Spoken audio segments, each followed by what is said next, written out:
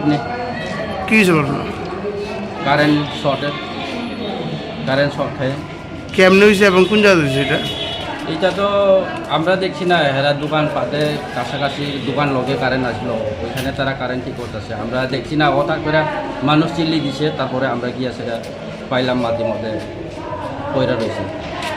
তারপরে এই পরে গাড়ি দিয়া লয়ে আছে হসপিটালে, ওখানে আয়া শুনলাম দেখ মারা গেছে। বড়মরা কোন জায়গা এটা? বলমুরা চিন্দ্রাইপাড়া। এই আপনার কিসের ঘরের মধ্যে লাগছে নাকি বাইরের কারেন্টে?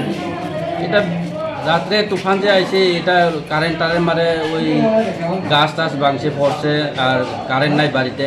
এরা মনে গরমে কারেন্ট মনে ঠিক করতেছে, কোন জায়গা ঠিক করে জানে সব করছে। আমরা পাইলাম দোকানে ট্রান্সফরমার লগে পাইলাম।